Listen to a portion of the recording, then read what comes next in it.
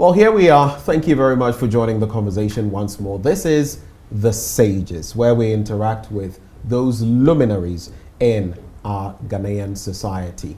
And today we have a very important personality who has been gracious enough to grant us audience in no other place but his own inner sanctum. By way of introduction, he is a professor of linguistics, a theologian, a multi-language Bible translator and consultant, and yes, he also is a nonagenarian, a 93-year-old. You wouldn't believe, but yes, it's almost I'm even lost for words in terms of how to describe him. But he is in the person of Reverend Professor Gilbert Ansre. He joins us today for this installment of The Sages. Rev, thank you so much for joining the conversation. And I think it's only fitting to wish you a Happy New Year. Thank you. I wish you the same. And I wish you success in your work. Thank you very much. Being here alone and having this interaction with you is success enough. And at some stage, at the latter end of this conversation, we'll talk about 93 years and what your own secrets are. But to kickstart the conversation, instead of going straight into the past, I wanted us to start from the present and some of the things you see in Ghana today. When we came here, we were actually joking about the fact that we had to get everything done quickly because the lights could go off. But when you contemplate the Ghana of today compared to the Ghana when you were growing up, what do you see? What are the differences? Well, the numbers in many things have increased. When I was involved in the census of Ghana, first of all in 1961 census, there were a little more than 6 million inhabitants of Ghana. Today, I hear we are close to 30. We're actually above 30 million. Yes, so the numbers of persons have increased. The numbers of other things have increased, including even schools, including even broadcasting systems. So one is the increase in number, which is not just arithmetic, it's multiplied. The other is that opinions have differed severely, and people, in my opinion, have become more entrenched in their opinions than before. So they take very severe positions, and it seems to me as if often they do not want to reconsider their own positions. Physical and technological changes have also taken place. We used to walk long distances to get to where we were going. These days it is very difficult to make a young person walk 100 yards to take his car. And so I think, what great differences do I see in numbers, in quality, in opinion, and I think also people know more about the world today than much earlier, about 60 or 70 years ago. I see. But in terms of something crucial to every nation's development, leadership, and I'm not just talking about political leadership, I'm talking about religious leadership, I'm talking about secular leadership. What do you see? What are the disparities? Well, I lived for almost 25 years in the pre-independence days. And leadership was slightly different. We were more geared towards rule Britannia rules, the waves. So we studied British Empire history rather than African history, although it included the history of geography, history and geography of the Gold Coast. As far as leadership is concerned, we have had our spasm of colonial legislation and rule, followed by a beautiful initial independence and self-assertion, resulting in a one-man, one-party dictatorial regime. Then we've gone through a succession of multi-political situations. Then we got structured again into a one system domain. Then we got liberated. So we have had different kinds of political leadership and governance. In terms of religion, we have a multiplicity of groups called Christian, and the variety is almost undescribable. But the leadership styles are also different for each one of the groups and the churches. The leadership style of our traditional leaders has also changed. The leadership style of our educational systems have also developed in different directions. So there has been a multiplicity of experiences, and often I wonder whether people of modern young today realize that we have been through all this before. That's the question. Well, it takes being there, experiencing it, to be able to share some of what you're sharing. But I would ask you, are there any things from back then that you no longer see today that you look at with nostalgia? Things that were extant. Some people would say that Ghanaians then were more honest, and that honesty is no longer the best policy, so to speak, in this current era. Are there any things from back then that you feel we've lost our way on, or that are not so prevalent anymore now? I do not have a means of measuring public honesty or private honesty. I remember that there was both honesty and dishonesty in our day. Only today it seems as people would exonerate or excuse or have other reasons for explaining away our dishonesty, and that bothers me. And because of extreme partisanship, which has done some very good things for us as well as others, many of us have been both honest and dishonest.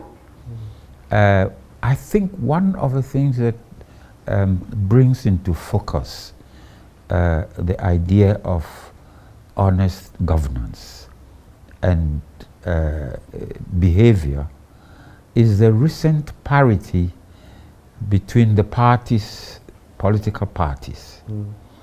When one party is dominant, it doesn't get exposed as much as if the numbers of powers of rulers and governors get towards parity.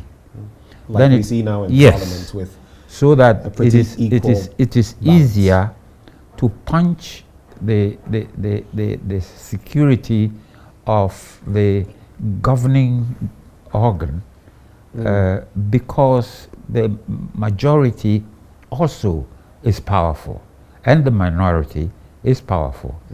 So I see these days that a lot of disclosures of what we are calling very dishonest practice is a result of the capacity of both the opposition and the governance to punch holes in each other for the public to see more easily than before. Now, whether the systems or the practitioners were more honest or dishonest before, I can't tell. But I see one very important position, that it is easier to be caught, in quotes, because of the parity of the numbers of governing personnel. Interesting perspective. I want to take this final perspective before we delve solely into your life and what you have to share with us. But again, going down memory lane, you would have seen myriad constitutions because you lived in the colonial era, the independence era, and now the post-independence era. And you've seen many of our constitutions, from Gettysburg all the way through, including Andankroma, and then all the post-independence ones. When you contemplate our current constitution, which is the longest in terms of longevity, we're celebrating now, just this past 7th of January, we celebrated 31 years of this constitution. There's been a lot of hue and cry. People say major things must change, that the president, for example, is too powerful. He's appointing heads of state-owned enterprises, ministers, DCEs, the Inspector General of Police, practically everybody. And people feel those are the bedrocks of corruption. From where you sit, what would be your reflection on this constitution that we've had for so long? Well, this present constitution can be said to be based on earlier ones. I was involved in the post-Acheampong constitution after Ghana rejected unity government. Right. And I was in the Constitution Commission. And there's a lot from there that is presently in our present constitution. There was always a need to make sure that none of the state authorities, whether administrative, legislative, or judiciary, became too powerful. And it depends on also on a certain amount of morality. One of the things we're talking about these days is the selection of the Electoral Commission by the President.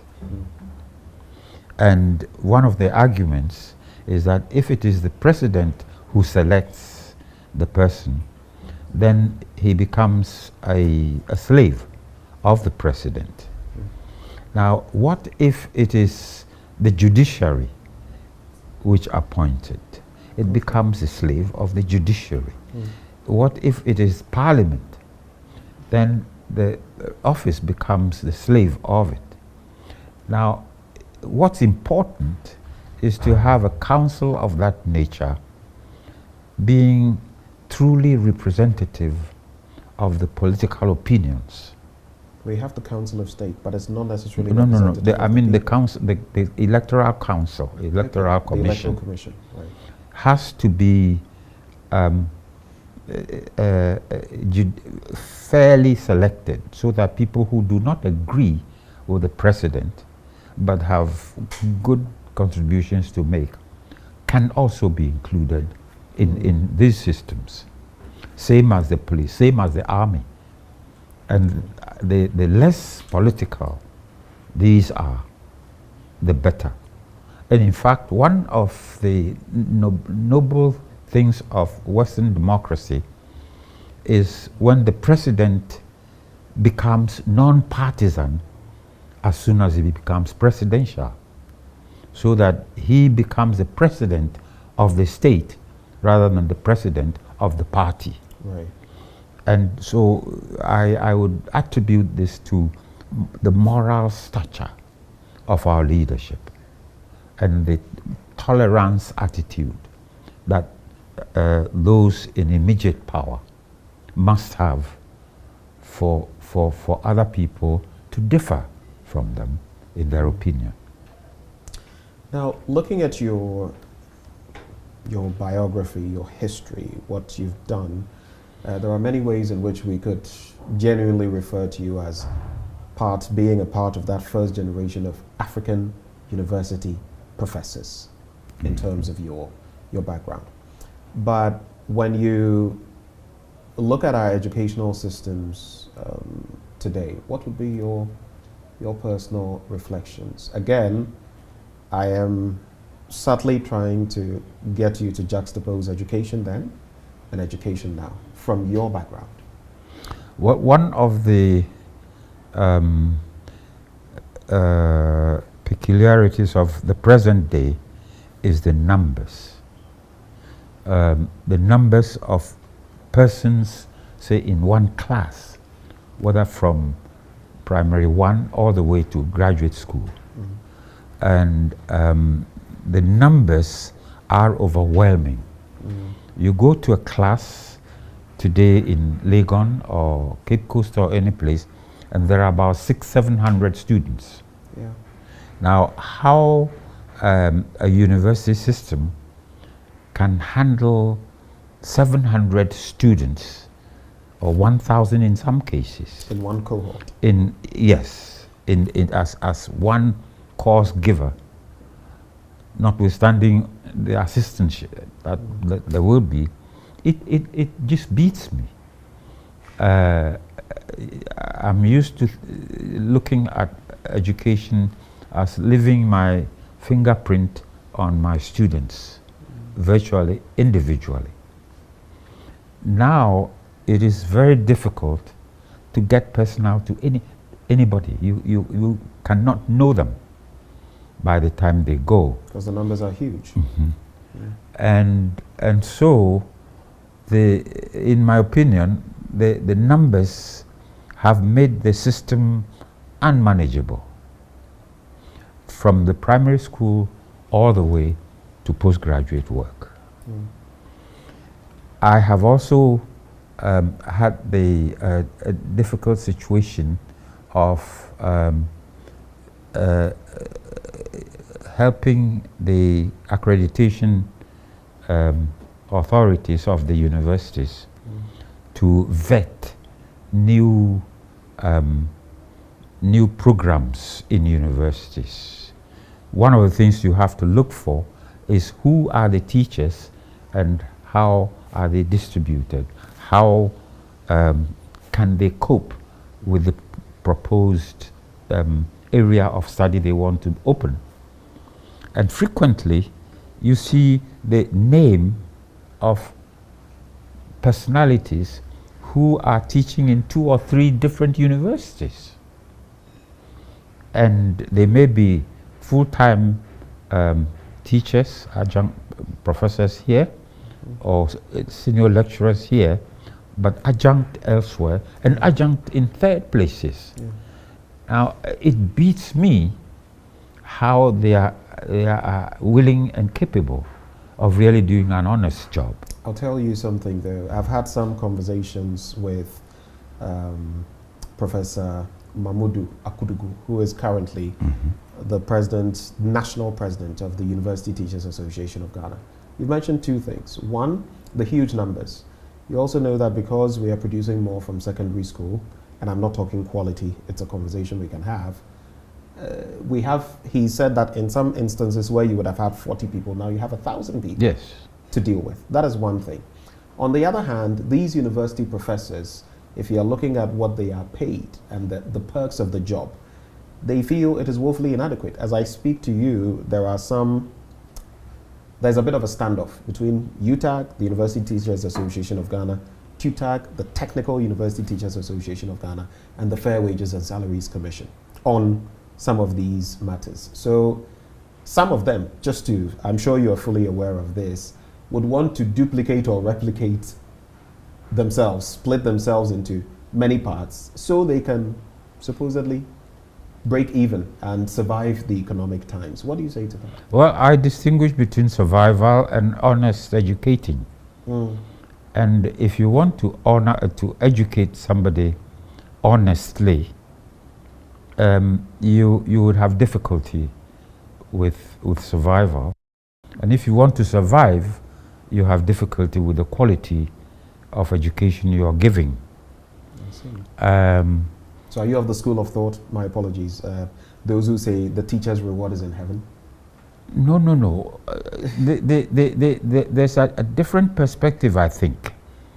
Human beings have a way of considering things that are priorities for them. And it does not have only to do with education. One of them is the fear of death, which is precipitated usually by sickness. So if somebody realizes that he might die or she might die, she would pay anything to get better.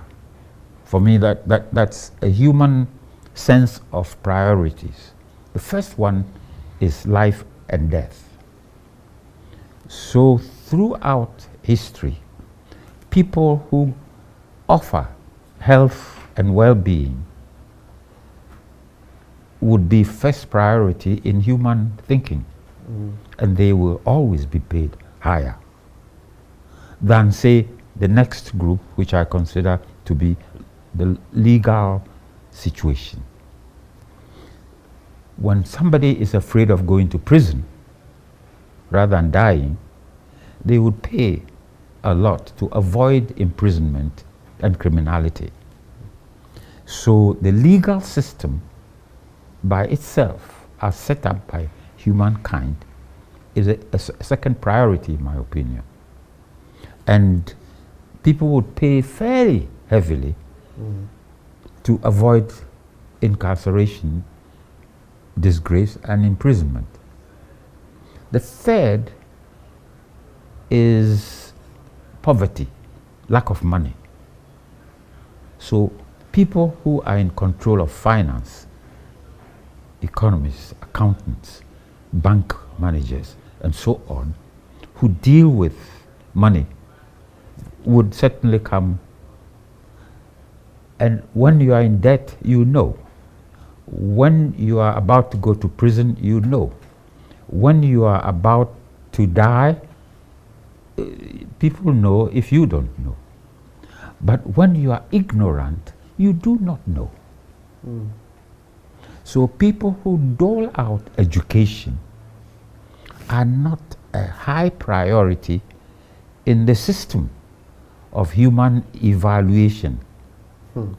And therefore, it is a pity, but the teacher usually remains very poorly handled.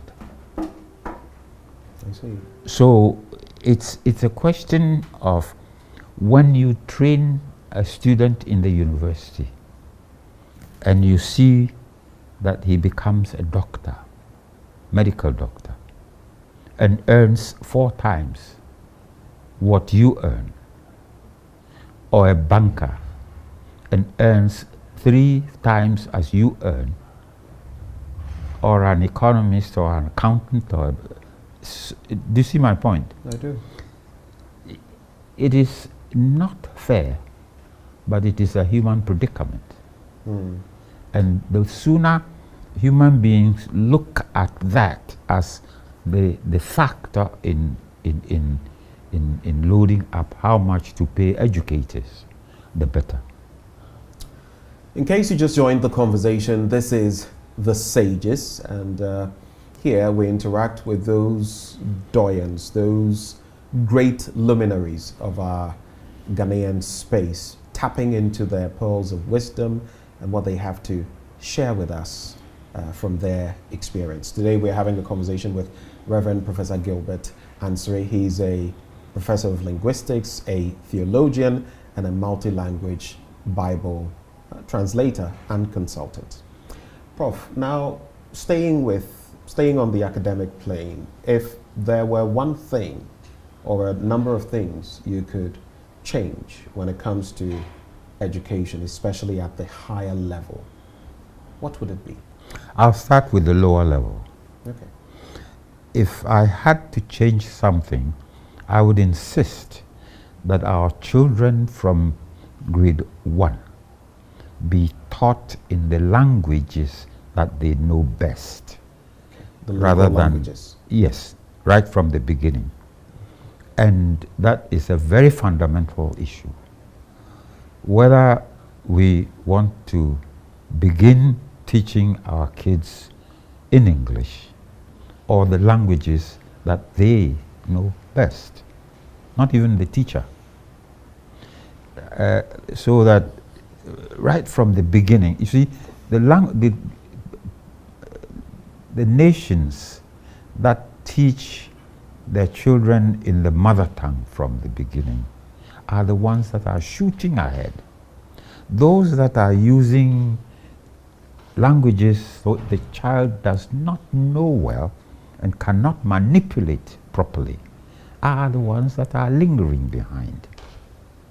So that even in the very beginning, to mathematicize in the primary school, or to logicalize, or to scientize, it has to be in a language that the child is very conversant with. Then he can shoot ahead.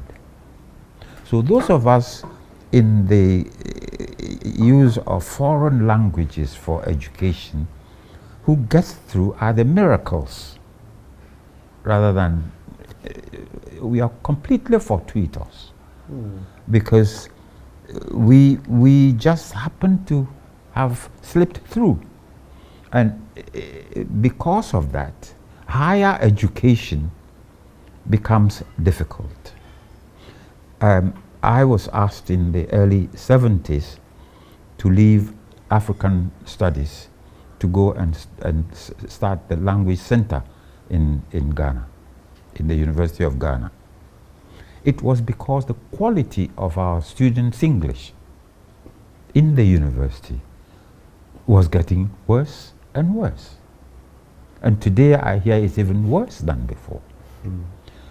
Not only that, there were in our educational system pupils who were being taught in languages that they did not understand. So we had to start a program in which the educational system of Ghana would respond to the multilingual situation of the country, rather than aspire to something that only very few could get through. It is common knowledge that in Ghana, the people who really know English very well and can manipulate in that language well are less than 30%. And that's one area. So to teach our children the skills of thinking and mental use before we begin to use a second language for them is very, very important. Presently, primary school education is making an effort in that direction, but the effort is so feeble and so unsuccessful, because I think the authorities have not seen the disadvantage in what I have mentioned called linguistic imperialism. There is such a thing as linguistic imperialism, where the person speaking the foreign language believes that that language is better than his own or her own, and begins to believe in what we say in Twi, Brofuedru. The mentality of Brofuedru is such that the non-Obroni has the greatest difficulty seeing himself not only as able to equate himself or qualify like the Obroni, but even able to surpass him. And it is only when you are able to do that that there could be a breakthrough.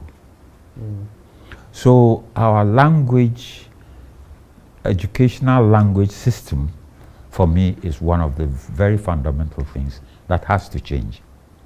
And it should not change in the direction of we are surrounded by Francophone, and therefore we have to learn French from class 1. It is ridiculous. Right. We are surrounded by Francophone, but all our countries, we handle Francophone and Anglophone people. The Eves are split in two. Half is in Togo and elsewhere, and one half here. But we do not speak French when we go to Togo. The Chakosi Anofo language in the north, beautifully in half. Two beautiful city centers, Sansani Mango in Togo, and Chirpone in Ghana. When they go, they do not speak French to each other. The Walis, the Kassinas, when they go into Francophone, they do not speak Francophone. It's only when we need to do modern economic and sociological things that we need to train a group of experts who may then need French badly in order to operate at the international level. You don't have to put all Ghanaian students through French for 4 years or 5 in order to have a quality Francophone international relationship. Because the national and interterritorial relationships are never practiced in French.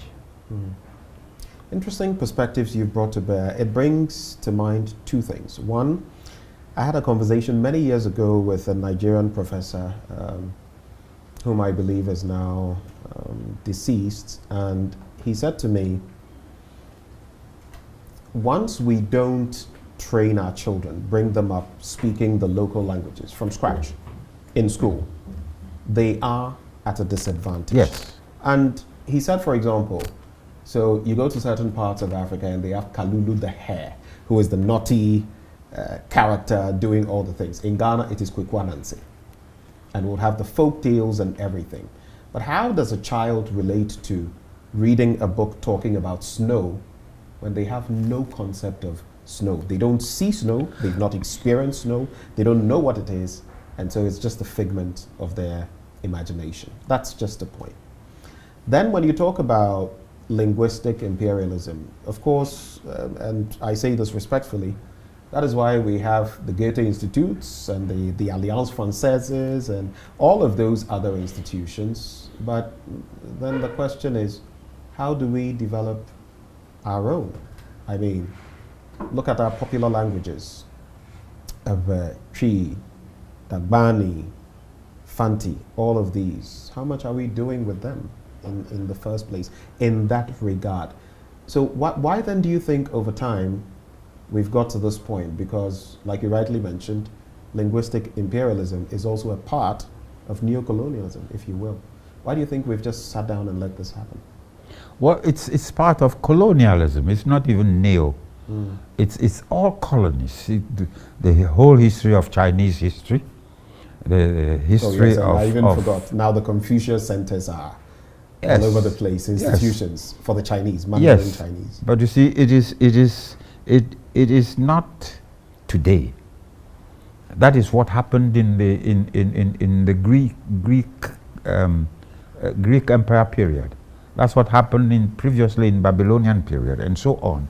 So it is there, but it is only when one is able to break through, either by beating the colonial person in his own language, or using your own language effectively, that we can deal with it. However, it is important to start somewhere.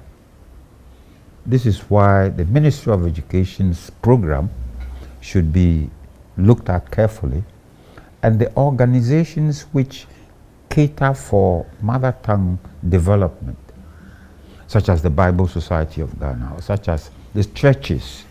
I think the churches are the most important places now where our mother tongues can be fitted into the Sunday school system very well, so that our children will learn our languages in the Sunday schools plus the schools. But central governments are always afraid of promoting the mother tongue very strongly. Why do you think that is? Because of the ethnic, ethnocentric ramifications. Mm-hmm. They are afraid that if they promote the languages well, they would not comply with government situation. But is it not also because sometimes the promotion is skewed? I mean, there have been times when Chi has been propped up, or Akan, and people have said, listen, it's not the only major language Surely. in the country. So Yep. if you're going to give it pride of place, where do the others fall? Well, where does the I don't think that. the Dagbani, Yes. the Ewe, where do they fall? Well, The I Guan, am one of the strong advocates, one of the strong people in this case, because you cannot, in a population like ours, promote one national language. It'll be to your disaster. And there's a difference between nationality in language and what a friend of mine, Ferguson, calls nationism. Nationality is achieved when a group of people who have the same cultural views, language, practices, similar, form a state. Nationism is when many of such people, many linguistic, cultural, and other people form a state. And how to handle language in a nationalistic state is different from how to handle it in a nationalistic state. So actually, you hit the nail on the head. We should not over-promote any one language at the disadvantage of the other. When you look at our languages, there is quite an estimate. Some would tell you several hundreds of them. But some also say that this is just a miscalculation, that there are dialects, dialectical differences, not necessarily many languages or a proliferation of languages. What's your take on that? There's a difference between dialect and language, clear, linguistically. And when people speak a language in various varieties, but mutually understand each other, then we have dialects of each language. For example, in Accra, in Ghana, Twi is a big one. Now we have Asante Twi, we have a Kwapim Twi. Now what we are calling even Asante Twi today is a conglomerate of Akim,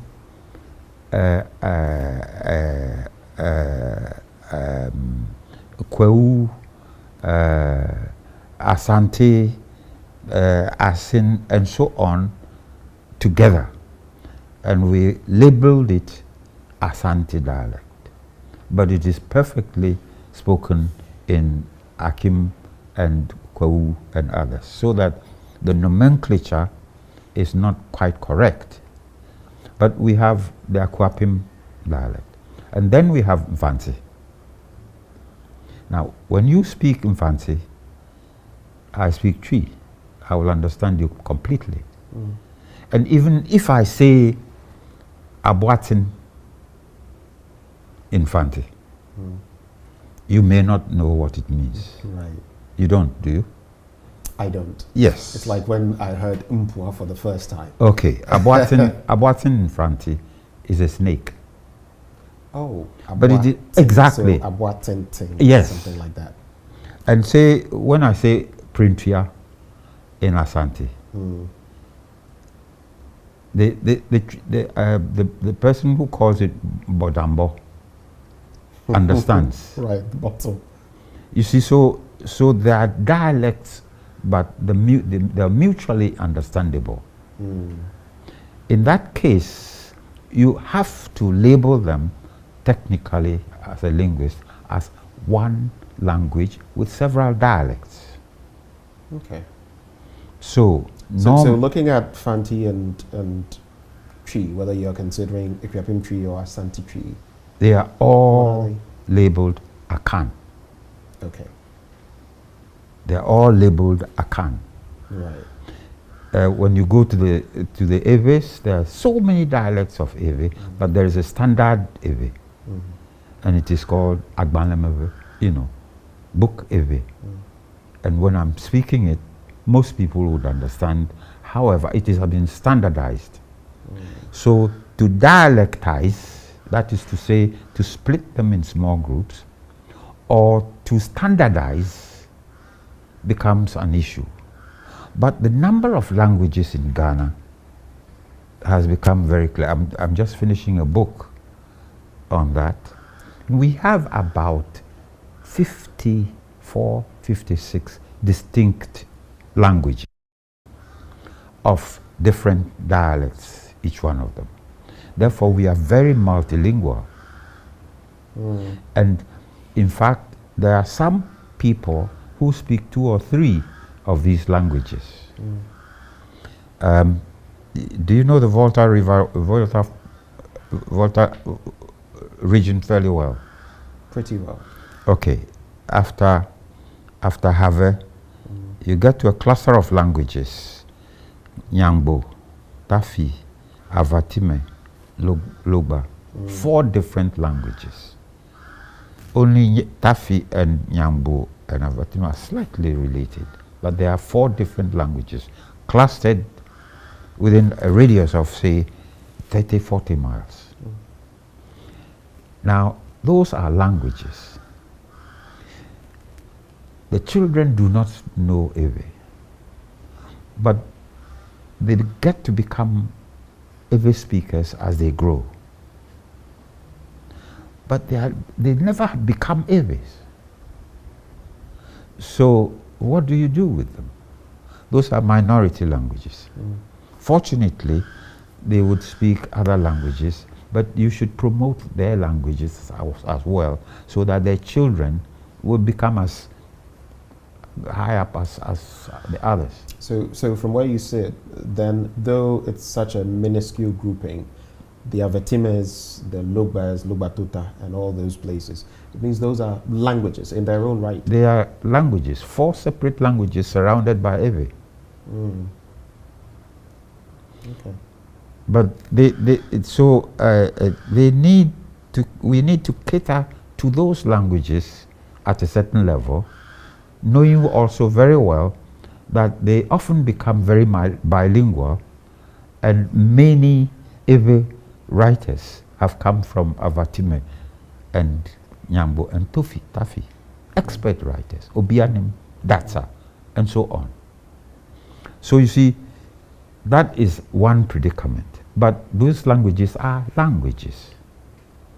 They are not mutually understandable. Interesting dynamics. I'll be coming back to you shortly, Prof.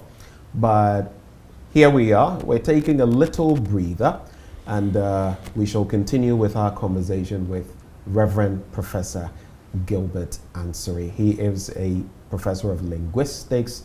He is a theologian, and he has translated in many languages the Bible, and he is also a consultant in that regard. We'll be back with more. Well, a warm welcome back from the break. We're still here with Professor Gilbert Ansre, Reverend Professor Gilbert Ansre. Of course, in case you're now joining us, he is a professor of linguistics. He also is a theologian, and he is a Bible translator and consultant. We continue the conversation from here. We've had a lot to talk about up until now, from the colonial period into the current period. Prof, you made mention right before we took our break about the languages, local languages that we have, and how important they are. But if you look at some sources, they say we have as many as 80 local languages. Some would go even farther. I heard you mention about 50. About Why 54. this disparity? Why this disparity? Part of the reason is because people who enumerate are not linguists. And so in many cases, they mistake dialects of a language as a language. I hear a lot saying we want to have the Fanti language, the Asante Tree language, and the Akwapim Tree language. These are not languages, they are dialects of the same language. So that multiplies it. In some places, we have, for example, up on the Akwapim Hills, we have latte or lete. We have chirpong or okre. Latte and okre are separate languages. But across the river in Enung Boso, Tosin, and so on, they speak the same language as okre in a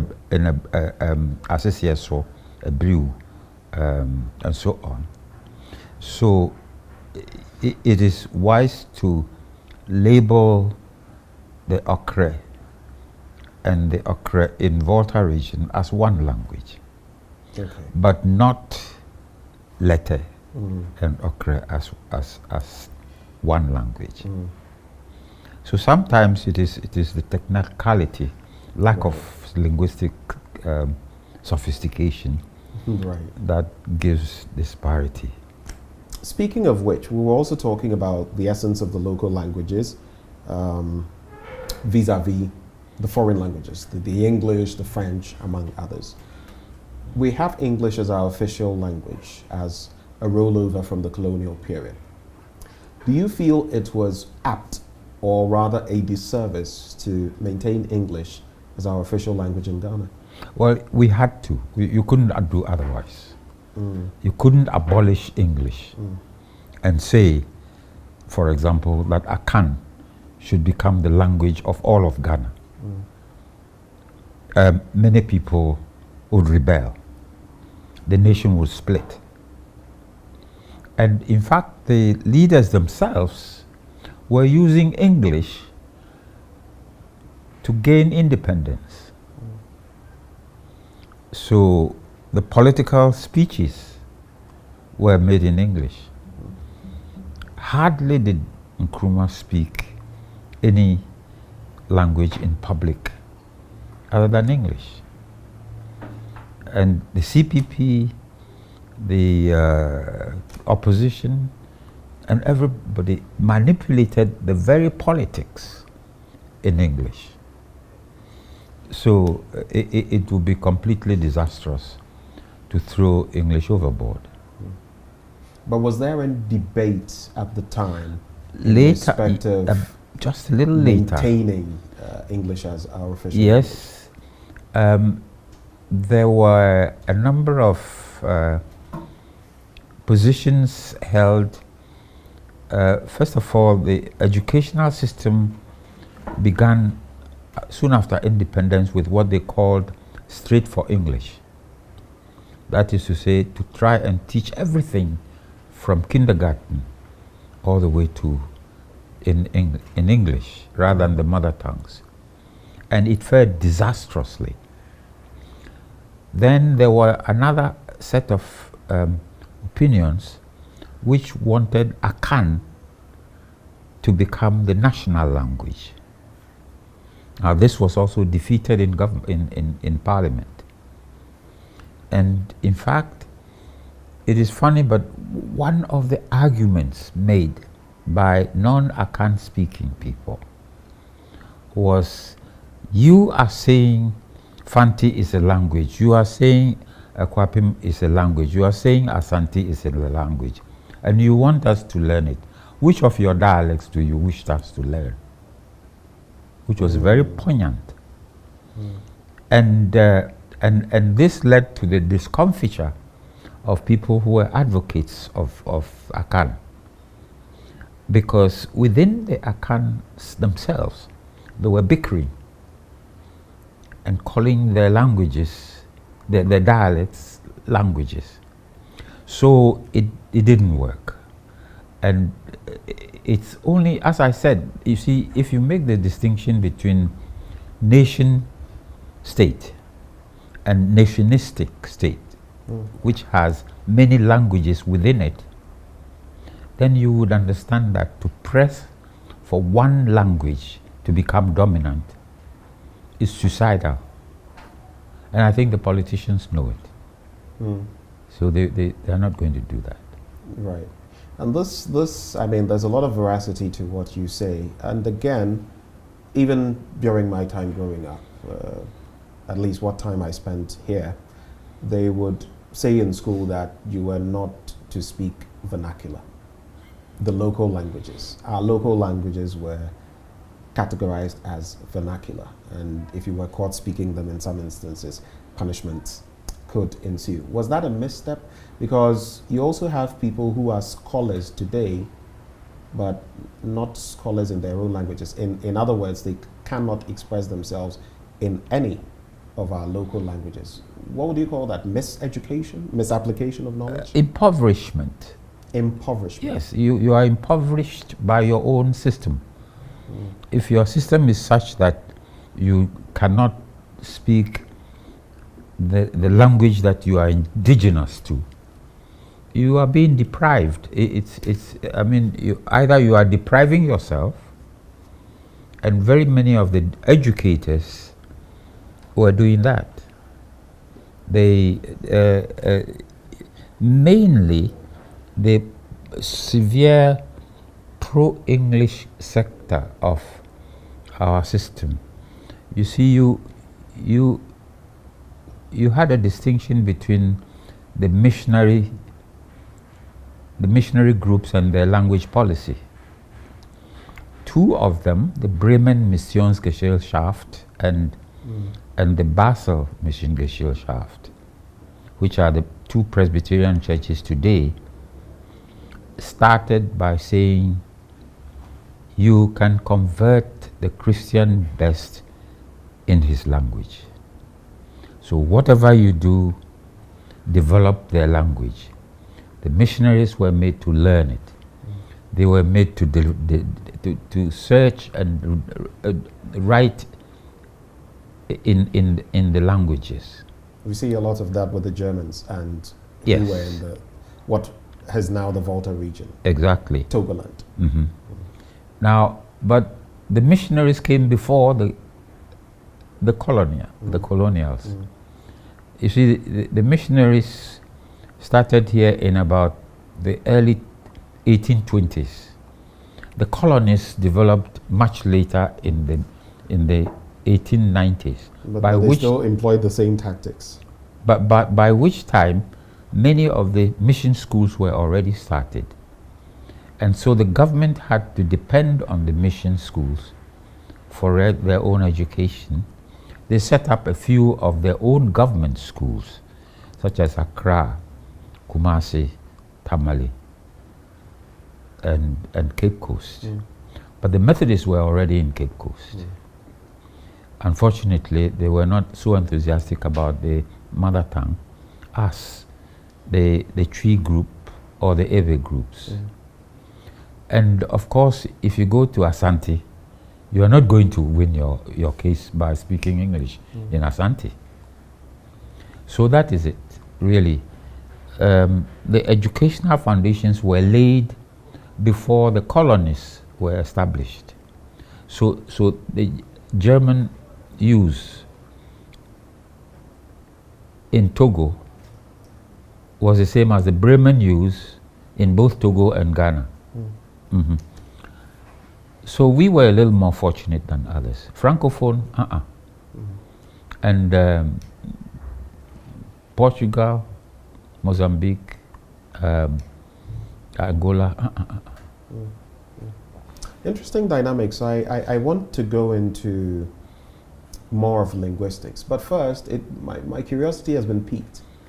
With your extensive knowledge, I'd like to find out, what was it from your background that got you interested in linguistics in the first place? Well, I was born in a multilingual situation and lived very much under multilingual situations in Ghana. Born in Buem, in Ayoma, where Lelemi was the language. Then my father moved to Raura, where Twi is a. So I knew Twi and Ewe together. Then we moved to Avatime. And then I went to Peki. And then I had relatives who were married to Gans. I spent a lot of my vacation in Akwapim.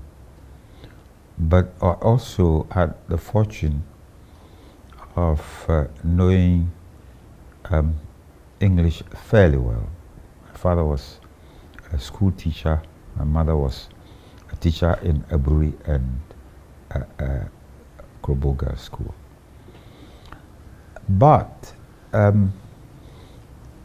it is my study of theology which pushed me more into linguistics, because in the theology course, first of all, we did phonetics of English with the rest of the English students.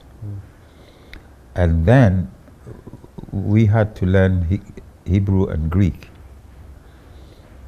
And when I finished, I taught a bit and then went to the US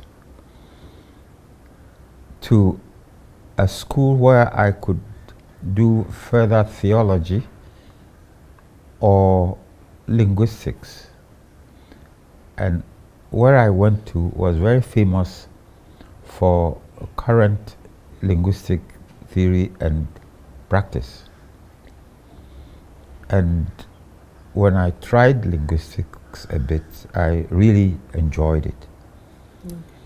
I sought advice from an elder brother of mine, Rev Prof Baita, and he told me, get a second string to your bow, because he himself had wanted, after his theology, to study linguistics.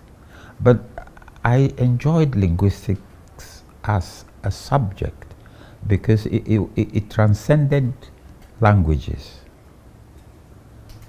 And for me, it became very obvious that it was more sophisticated to learn linguistics than languages. Right. It was for me like doing zoology or studying birds only, or horses only.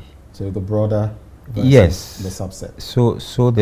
So that the discipline was language, and subsets of the discipline were specific languages. Right.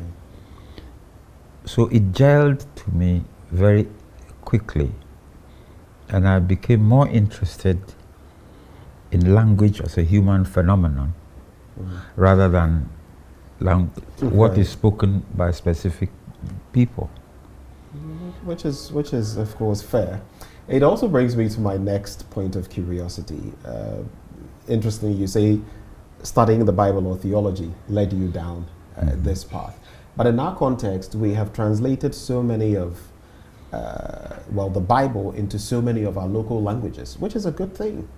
But then, when it comes to the textbooks that we use, we don't have them translated into so many of these same local languages, so that those who may not have the benefit of benefiting or getting formal education can also have some access.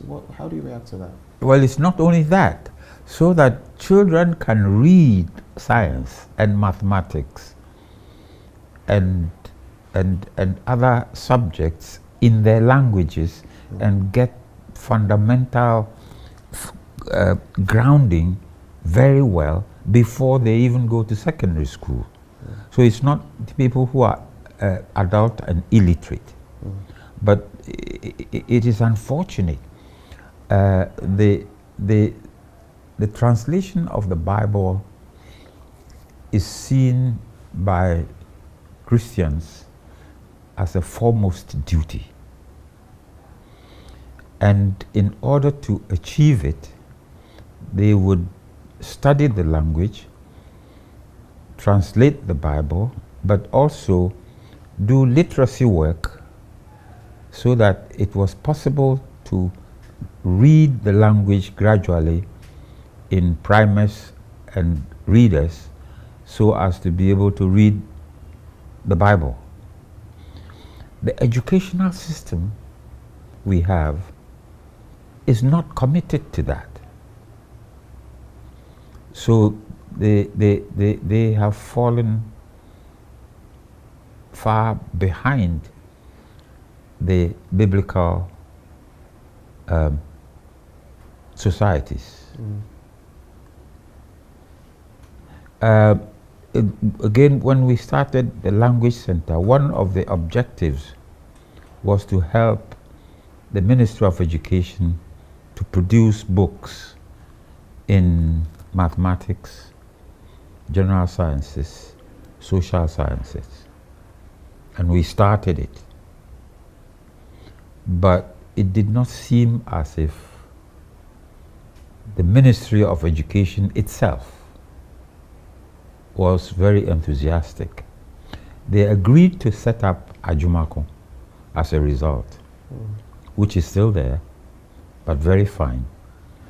But they did not see how necessary it was until very recently why mathematics should be written in our languages, or science, or social studies. Now, in terms of these languages we speak of, yes, there are the minority languages, and of course you mentioned some of them, that's spoken in Avetime, Logba, among other places. But there are the likes of Dumpo, spoken by the Namfara people, which is practically going extinct. There's Ahanta, which is also on the verge of extinction. In fact, I have a former colleague who is on a drive to, they are singing in the community and all of that, just to revive the language. What do you foresee from where we've come and the paucity of native speakers of some of these minority languages? Do you figure with time they just might go extinct?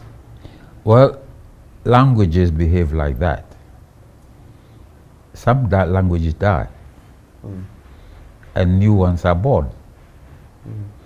But it is true that some of our really minority languages might go. There was a whole exercise in what we call technically moribund languages of the world. And the linguistic world sought at least to collect as much material from these languages and on them before they die. But it's not many languages that die. Some persist a long, long time. So there are very small and extremely minority languages which are in the process of dying. What does one do as a scientist? Collect as much material scientifically, describe it, record a lot before they die, and those that are not dying, try to promote them by either increasing multilingualism, polyglottism, so that more people should learn it.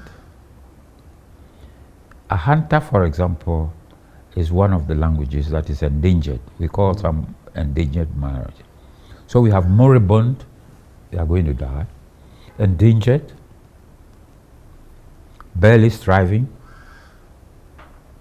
existing, thriving in our linguistic spectrum. And some would even say the thriving ones are posing a threat to the others. Some even cite Twi, Akan, and to some extent, Ebe, that they have become overweening and they are gradually, smothering all the other languages. Well, again, that is part of what linguistic imperialism is. Dominant languages smother the others. And the speakers of the dominant languages have a sense of pride and force the others, if they are economically less, to absorb their language rather than the other way around. So this has been happening. Presently, Twi is thriving, for example, at the expense of Ga. And thanks to the broadcasting houses like yours and many other institutions, Twi seems to be going on. However, the variety of Twi is so preponderantly permeated by cheap English that itself is endangered, because many Twis are unable to speak a full sentence without inserting in some English. Yeah. So what we observe is very interesting. The minority languages are getting lost. The majority Ghanaian languages are thriving in some areas but dying in others or capitulating in others. I listen to the Ga on radio, or the Ewe, or the Twi, and I smile, because the top producers or top performers of these languages themselves are not sacrosanct. They themselves are having problems coping with the language to the end. Well, I guess that is something we definitely have to work on, else even the topmost languages today could fall someday. We're still here with Reverend Professor Gilbert Ansre. Interesting times. We're on the last leg of the conversation with him. We'll focus on language just a little bit more and then come to the very end. But considering all of this, Sub-Saharan Africa, some have said that whether it's Swahili or Twi or whatever else it may be, we should have a language, a sort of lingua franca for the bloc. Are you of that school of thought? Is it even feasible? Well, it is fascinating, but it is only imaginable, not feasible. Only imaginary? Yes. Not, it is fascinating to believe that all Sub-Saharan African will speak one or two of the major languages. Frequently Swahili is mentioned. But even in Eastern Africa itself, Swahili is not pervasive. And in West Africa, one of them is Hausa. right. And Hausa, you go to a Yoruba man, Yeah. and you say, stop speaking Yoruba. Very different. And speak only Hausa. What would he say? And you come here and you say, stop speaking English, stop speaking Twi, stop speaking Ewe, begin speaking Hausa. He will laugh you in the face. So it is beautifully imaginable, but it is not feasible. Not only that, it may not even be the most useful thing to do, because you could speak the same language and be at severe loggerheads. Think of the UK and think of the Irish situation, where English was spoken by the Irish, and yet think of the thousands of people they killed among each other for other reasons than that language. So our other non-linguistic rationalizations do not permit us to jettison our languages so easily. So it is not practicable. It is not practical. Let's come back to the more personal angle of conversation. Some also say that you as academics, over time, especially now, you have been decoupled. There's a disconnect between academia and the reality on the ground and leadership and everything. How do you feel about that? There has always in the history of humanity been a disconnect between purely academic exercises and normal life. It's always esoteric in a way, and yet it is a necessary need. People need to be away from the rigmarole of daily life in order to be able to ponder deeply and to experiment and manufacture. You see, manufacturing and discovery does not belong to the normal run of life. But this disparity has been there. It is in Chinese history, it is in Oriental history, Middle East, European history, and so on. So there will always be some disconnect. The point is when the system encourages that disconnection so much. I taught linguistics in Legon for 19 years. Then it began to strike me very strongly that if I want to promote our languages well, I should look at the Bible. Because the people who use the Bible are many more than who are learning linguistics in Legon or all over. So it was an attempt to secularize linguistic skill that led me into getting involved in Bible translation. Wow. I could produce maybe 300-400 students every year and maybe 10 doctorates every year. But if I went to, I became responsible for Bible translation in Benin, Togo, Ghana, Gambia, and Guinea-Bissau. And the languages I had to deal with were fairly huge. Akan, for example.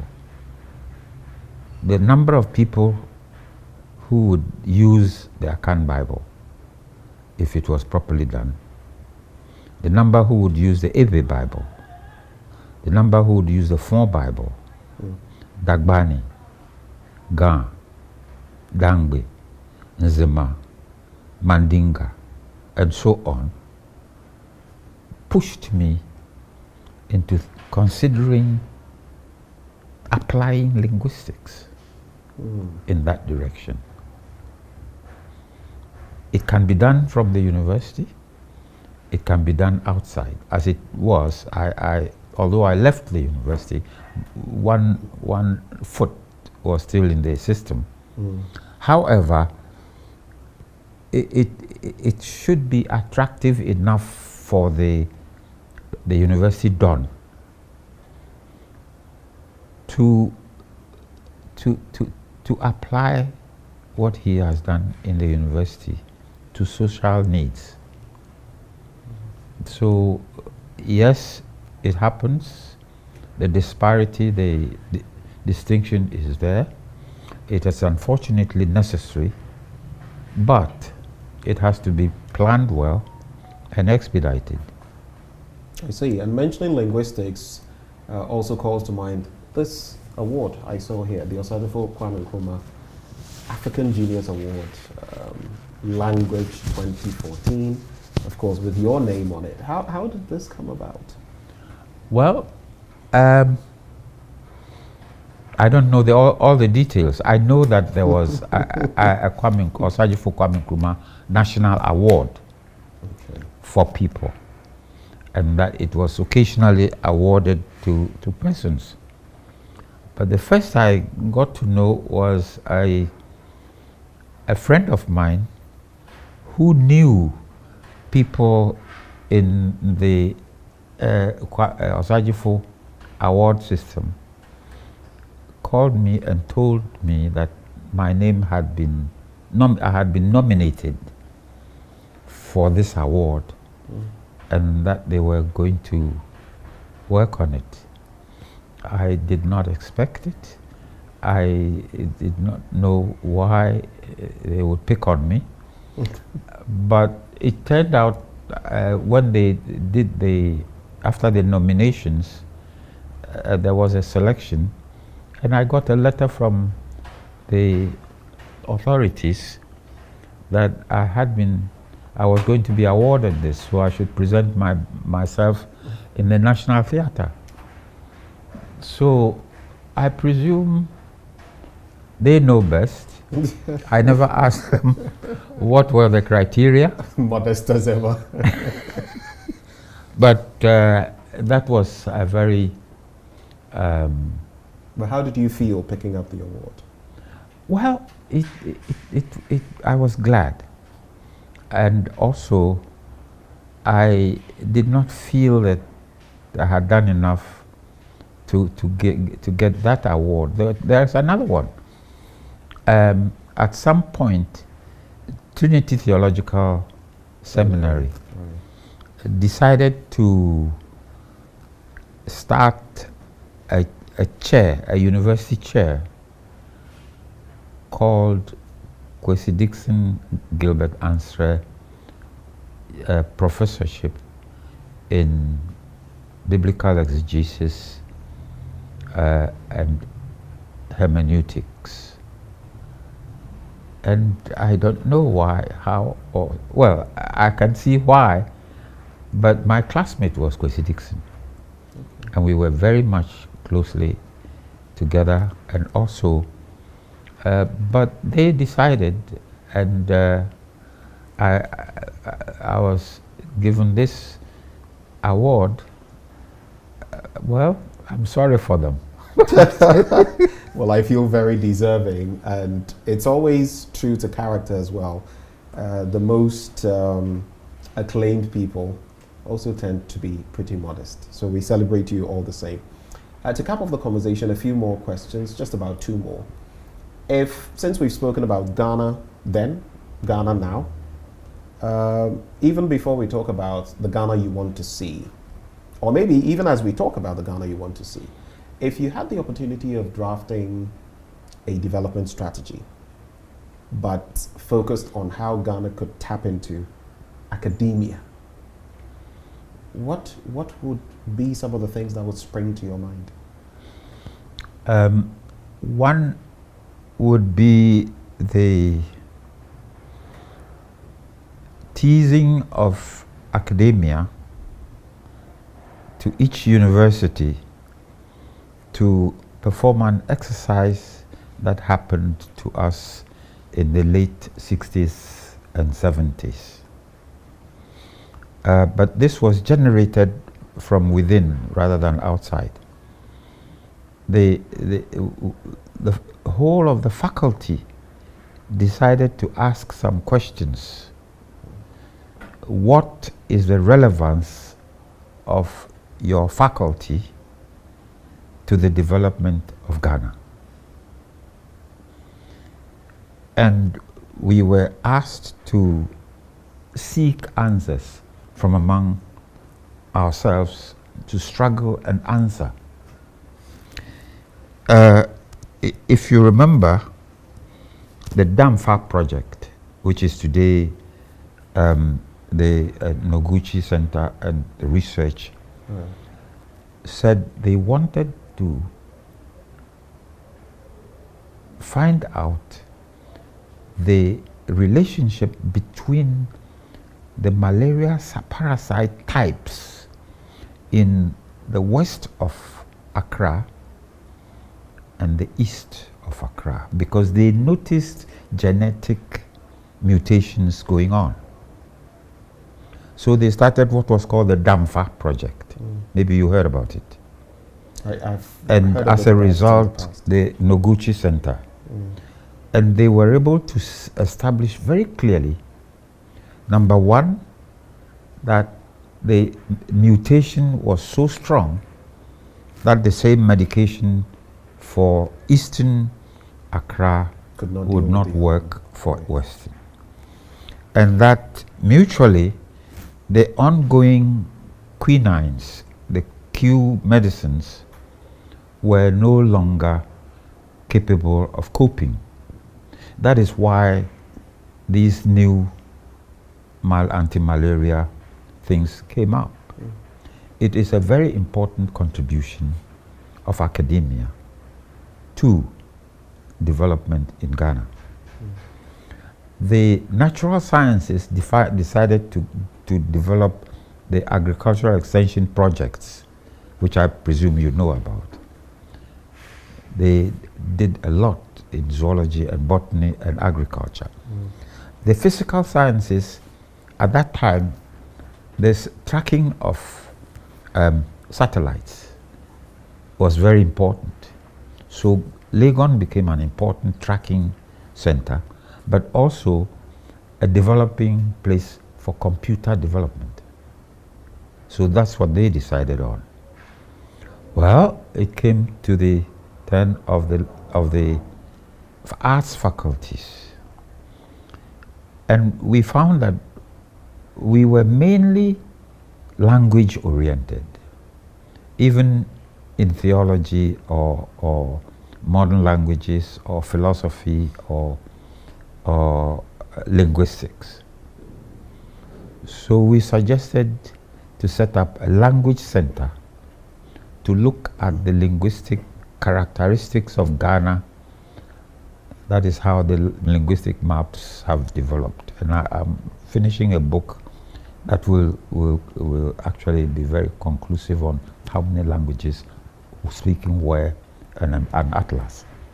But also what I said about the quality of English, the quality of the use of the mother tongue for elementary school material.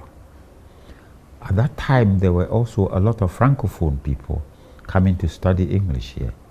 So we said we will also teach them English. So I was chairman of the committee. 6 months after, I was asked to go and become the founder of the Language Center. So there are ways in which universities with assistance can contribute what they have to the society, as well as learn more about the society. Because it was in the process that we found out a number of linguistic factors that were in Ghana, which we didn't know about before. Interesting. Just to get into a bit of a lighter conversation before we wrap. In terms of, I'm just looking at you at 93. And next month I'll be 94. Next month you'll be 94. We pray for grace to cross that bridge and for many more years to come. I was joking with my colleagues here that if we combine a number of the young people here, we probably wouldn't get your age. But what is your secret to longevity? I know you've been an avid tennis player. Well, I used has that contributed to? I don't know, but I would like to think so. That I used to play football and volley, and then I played tennis much later. But I I'm afraid that I'm not one of the contributors to people who think they have secrets for their longevity. I don't think anybody can honestly say, because I did this, therefore I am so old. I think it is not scientific. I don't know, but I've been very, very fortunate, blessed, and overgraced. I'm a Christian, and I believe in the mercy of God, but I have been extraordinarily dealt with, whether by nature or by God or society. So I don't know, and but I have 3 people. One of them today is 95. So he is 1 year ahead of me. 2 others are presently, they were born in 1927. So they are in the late 90s. They are alive. And then I have... You were born in 1930? Yes. And I have 2 cousins behind me who are 1 year, one is only 3 months younger than me. Dr. Ofori, he is a nuclear zoologist. And you may know Robert Atta, Roberts and Sons. Oh yes, you see, we were childhood friends. And he's only 1 year younger than me. You're mentioning all these people who are in your age bracket. Some would also say, while you're saying there may not be anything specific, some would say the food you ate then versus everything canned, microwaved now, the lack of exercise. You say you were walking how many miles? Some say all of that. You know, those are factors. They are all factors. They are known as factors. But there is no one determined factor. Right. Nor is it true that those who do those things righteously live forever. So I do not have scientific proof that any of my particular habits has contributed to this age. But I don't want to die before those ahead of me, nor do I want those who are coming after me to get to me. I see. I'm not afraid to die. Right. I expect it daily. I have created a situation, an image of a situation for me and this gang of friends. You see, you have a departure lounge, right, in an airport. You have a departure lounge, and then they come and go. Fine. Some of us have been in the departure lounge so long that I have created a new lounge for them, a discarded lounge. So we are living in the discarded lounge, and any time now, fine. However, it's a big joke, and I thank God for it. I am enjoying it. I lost my wife when she was 80 and 83, and I was 85. I have since got married, and I think she might be a factor. Who knows? I believe it is probably so, very probably so. And then I don't know. I try to live as how shall I put it? As wisely? As wisely as possible. Yes. My final bit to you. What is the Ghana Reverend Professor Gilbert Ansre wants to see? I don't know, but I'm sure at Independence you would have had your own ideas about maybe what you want Ghana to be like. Maybe we're not there yet. What is that ideal, futuristic, possible Ghana that you want to see? Now, you are talking about Ghana as a nation. I would like also to include, I will speak to that, to include what do I want the church to be like, and what do I want the Ghanaian individual to be like. So first of all, what do I want the state of Ghana to be? I long for equitability and frankness marked by non-partisan extremism. I would like to see more honesty, not only in our rulers, but also among us, the ruled. I do not think that it is right to consider wealth as the major objective of life.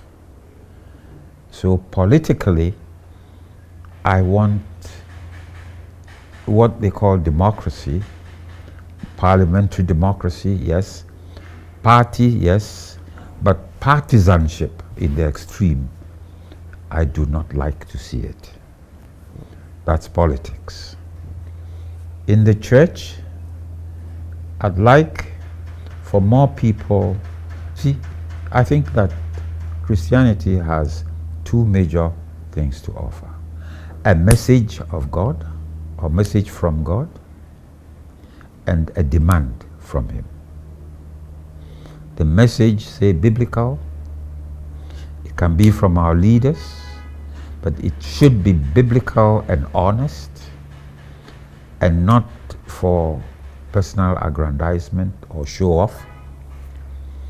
I would like for the church to take its youth and infants more seriously, so that our infant church education leads smoothly into our young men finding their place in the adult worship system. Otherwise, we'll be creating young adults by the thousands in GAMPs. The church must look at how best to respond to the demands of God for the youth. I would like our pastors to have quality in-service training. The quality as of now is pathetic. Part of it... Even at the seminaries? Yes. Part of it is that we still teach theology not in our mother tongues, but in English.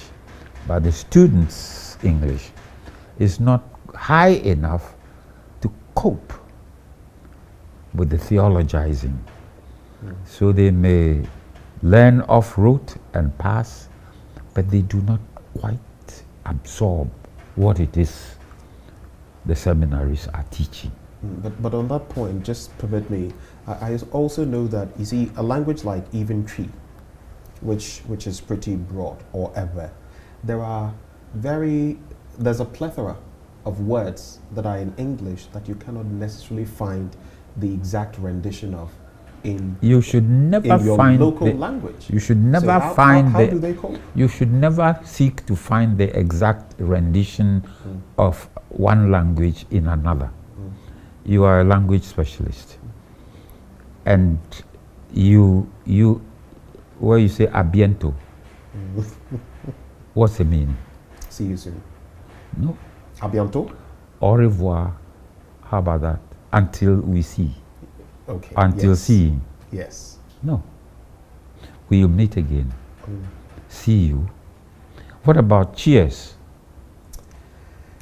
Yeah. À votre santé. To your health. Zum Wohl in German. You will never find exact... Right, so equivalents. Exactly. But you will find the dynamic, relevant equivalent in every language if you try hard enough. And if you know the language well enough, you will find it. So it is not a deficiency, but it is lack of practice, lack of doing it. That is the cause for this. Our languages are not decrepit, they are not primitive. It is we who have been imperialized, we have become colonialized, and therefore are unwilling to struggle. This has been really, really refreshing on so many levels, and of course, it's been mind-teasing and mind-bending on many levels. It is my hope that you've enjoyed this conversation as thoroughly as I have. Every time you have a conversation with a sage, you learn a whole lot. From the period before you, from the period now. And what can I say but a big thank you to you, Reverend Professor Ansre, for welcoming us into your home and for granting us audience and sharing all these pearls of wisdom with us. These will be in our archives, and generations to come will still get to benefit from this pool of knowledge that you've shared with us. So we're immensely grateful. You're very welcome. I'm sorry for them, but it was very enjoyable, and I feel very privileged to have been with you. Thank you so much. And this has been our conversation on the sages with a man who is a theologian. He is a professor of linguistics. He is a translator of the Bible into many local languages, and a consultant for that matter. And I might add, now that he mentions, in just a short while, he will be 94, greatly blessed with longevity as well. Reverend Professor Gilbert Ansre has been my guest on The Sages. Thank you for watching.